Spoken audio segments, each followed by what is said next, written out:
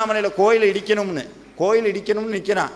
பக்தினா என்னங்கிற ஒரு சின்ன விஷயம், கோயிலை இடிக்கணும்னு அத்தனை பேரும் பீரங்கியோடு நிற்கிறாங்க. நம்மளாக இருந்தால் என்ன பண்ணியிருப்போம்? இன்றைக்கி இருக்குது அப்படின்னா, இன்றைக்கி எத்தனையோ பேர் கோயில் இடித்தாங்க, நம்ம கேட்டோமா?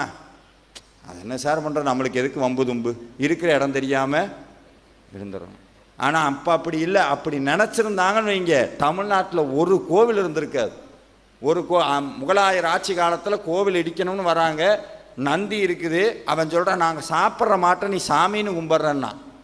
அவங்க சொன்னாங்க இது மாடு கிடையாது, நாங்கள் கும்பிட்ற தெய்வம்னா. அந்த மன்னன் சொன்னான் இதுக்கு உயிர் இருந்ததுன்னா ஒன்று பண்ணு, இந்த கோபுரத்தை அப்படியே விட்டுட்டு போயிடுறேன், இந்த கோயிலையே விட்டுட்டு போயிடுறேன், அது இல்லாமல் இங்கே கொள்ளையடித்த தங்கத்தையும் நான் அவனுக்கு கொடுத்துட்றேன் அப்படின்னு சொல்லவும் என்ன பண்ணணும்னு கேட்குறாங்க. நந்தி எந்திரிச்சு கால் மாற்றி உட்கார சொல்லுங்கிறான். கல் நந்தி எந்திரிச்சு கால் மாற்றி உட்காரணும். எல்லாரும் கதறாங்க, அண்ணாமலையாரே இது என்ன சோதனைன்னு.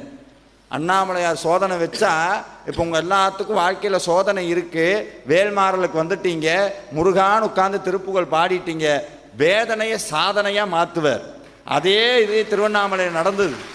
கல் நந்தி காதில் பஞ்சாட்சரம் ஓதுறாங்க, சாமி கல் நந்தி எந்திரிச்சு கால் மாற்றி உட்கார்ந்தது திருவண்ணாமலையில்.